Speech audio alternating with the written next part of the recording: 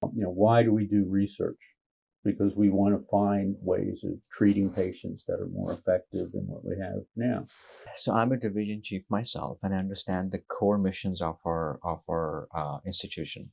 There's clinical excellence, research, and education.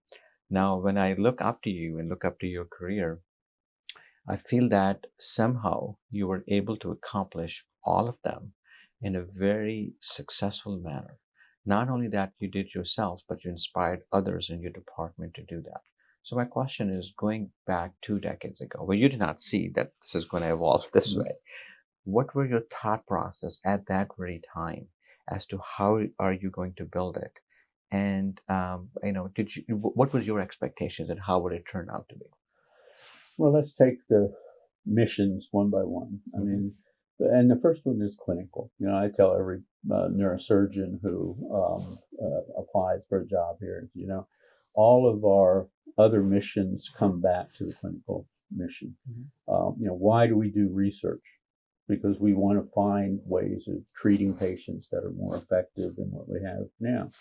Why do we teach residents and fellows? Well, we want them to be able to go out and take care of patients better than the way we do now. It always comes back to the patients.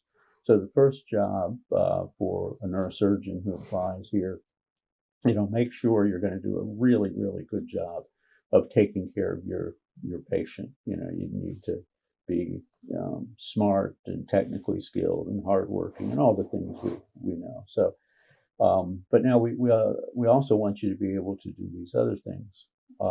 So in regard to teaching, that's really pretty easy, because if you have a residency program at fellowships, then you have young people who are working with the faculty, and they make the faculty's life easier. They help out in a lot of ways. But take the the education mission as seriously as you do clinical care and research. I think a lot of places I've seen programs that take the clinical care seriously. They take the research very seriously. But from an education standpoint, it's sort of that will take care of itself. One of the things I did as soon as I got here is we set aside Fridays as a teaching day. And so we still do surgery. We don't have block time on Fridays. We have the time that anyone can use. But we have an entire day set up for didactic teaching for residents and fellows. The rule is that if you haven't passed your boards, you're not supposed to be in the OR that day. You need to be in these meetings. There's a knowledge base you have to gain.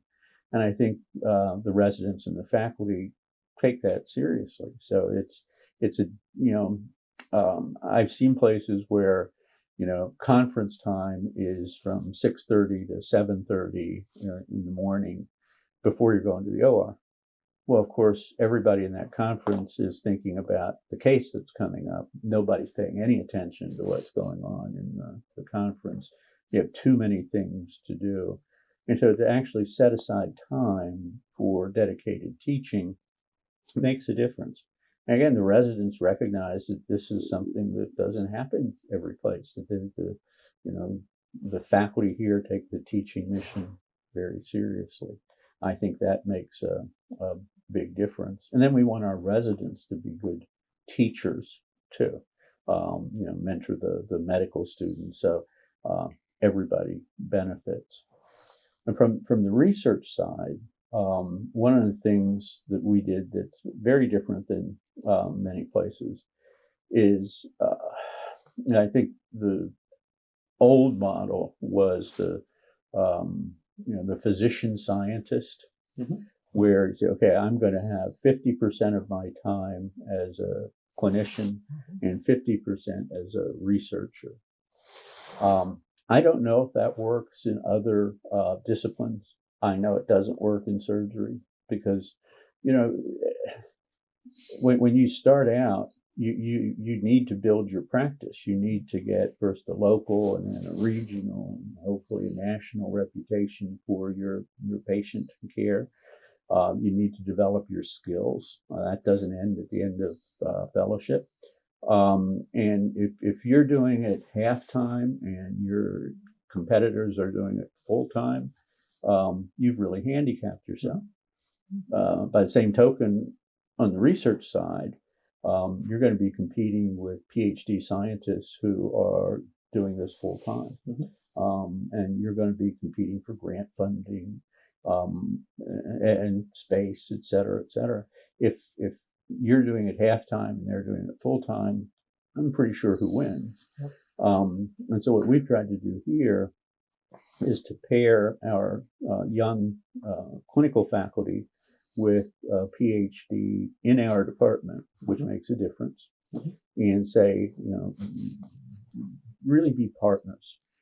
It can't be the PhD saying, "Oh, just send me the tissue and I'll take care of it," and it can't be the MD saying, "Well, look, here's what I want to do. You just go to the lab and do it." That's not a partnership. But if you have two people who work together and say, "This is something we'd really like to develop together," then I think you actually gain a competitive advantage, both from the standpoint of developing your national reputation as a physician and in getting grant funding if you're an investigator. And it's worked very well. And we have these partnerships in lots of different areas in neurosurgery now where we've been able to advance the clinical and education missions together. Or clinical and research missions. Thank you. Very impressive. I think you successfully built this fundamental platform where all the core missions could thrive, and also set up this team building. This connecting the PhD with the MDs. This is a unique idea. I'm very impressed, and I think anytime when you combine these things and create these synergies, I think that those relationships go long.